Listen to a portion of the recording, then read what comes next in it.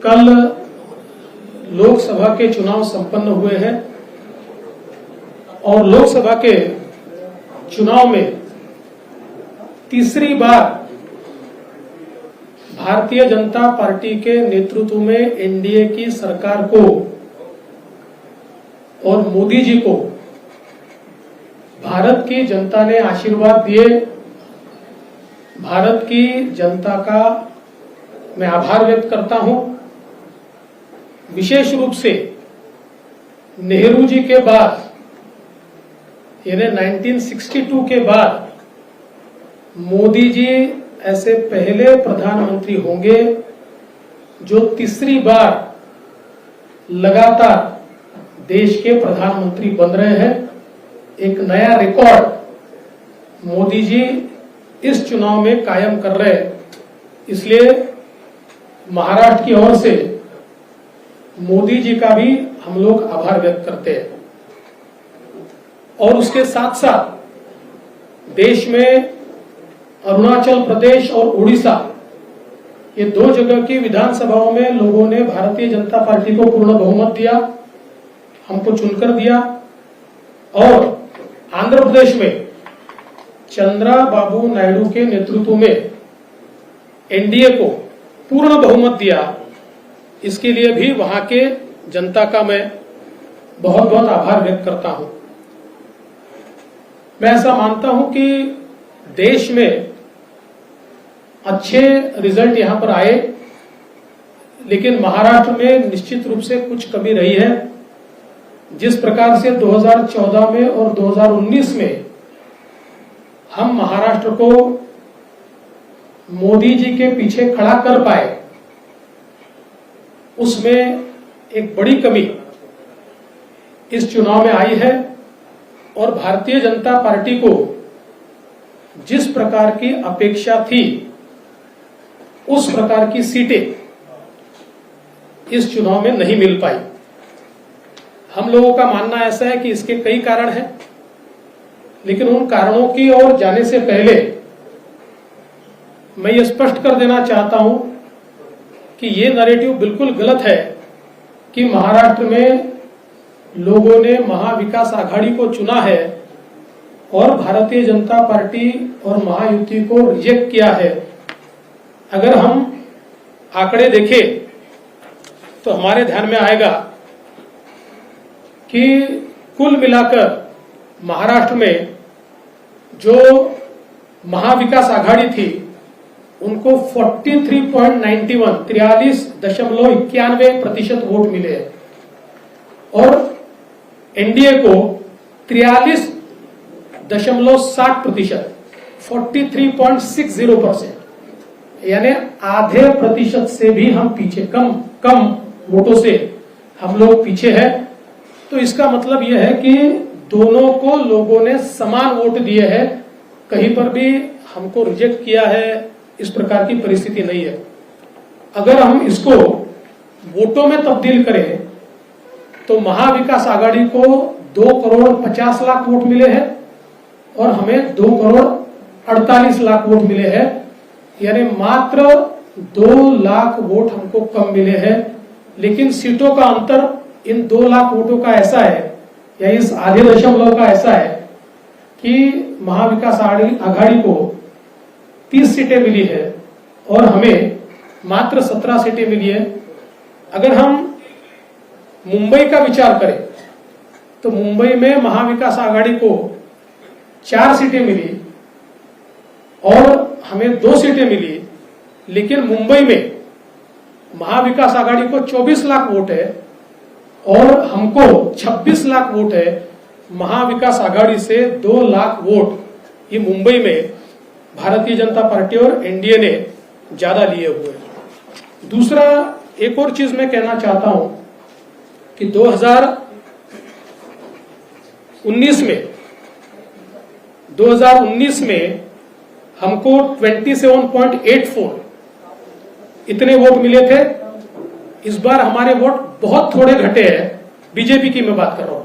BJP को 27.84 थे, इस बार 26.17, यानी 1.25 या 1.5% वोट ये केवल हमारे कम हुए और उसमें हमारी सीटें 23 से सीधे 9 पर आई है।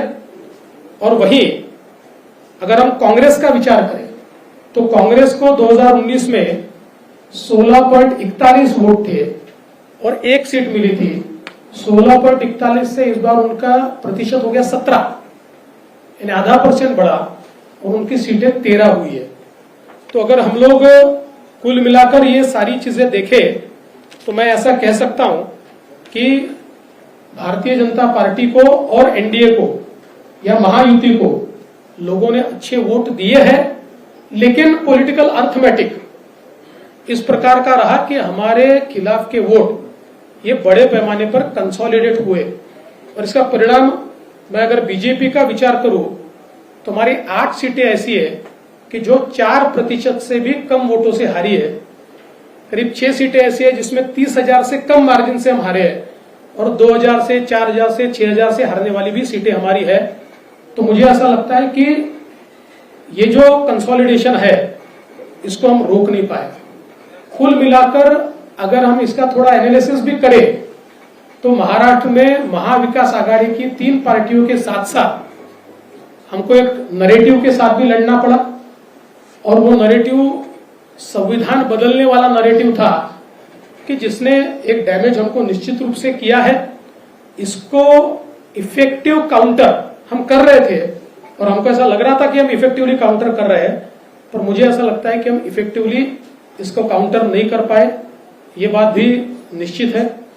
और कई कारण आज हमारी जो बैठक हुई, इस बैठक में इस हार के और कई कारण हम लोगों के ध्यान में आए, जिसमें विशेष रूप से कई जगह पर हमारे उम्मीदवारों की एंटी इनकम्बेंसी हम असेस नहीं कर पाए और उसके कारण 2 बार 3 बार के कई उम्मीदवार थे कि जिनको चुनाव के दरमियान हमारे ध्यान में आया कि इनके बारे में एक एंटी इनकम्बेंसी है। तो ये एक जरूर कारण रहा।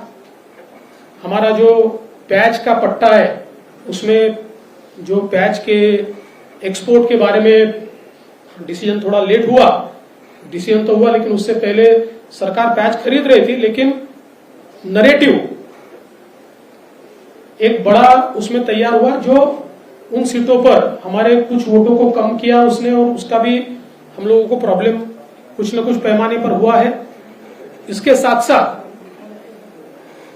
सोयाबीन और कपास के बारे में मुझे ऐसा लगता है कि उसमें हम लोगों ने जो अनाउंसमेंट की थी कि जो भावांतर योजना के तहत हम किसानों को मदद करेंगे, उस भावांतर योजना को हम लोग आचार संहिता से पहले लागू नहीं कर पाए, लोगों को हम पैसा नहीं दे पाए। तो उसमें भी एक हम लोगों की कमी रही है। और इसके साथ साथ और भी कई कमियां हमारी हैं, जिन कमियों के ऊपर हमने विचार किया और मुझे ऐसा लगता है कि इन कारणों के चलते कुछ सीटें हमारी निश्चित रूप से कम हुई। एक हम लोग बड़ा ब्रेनस्टॉर्मिंग भी इसके ऊपर करेंगे। अभी आज हमारे कई वरिष्ठ नेता नहीं पहुंच पाए क्योंकि कल देर रात तक काउंटिंग चली है।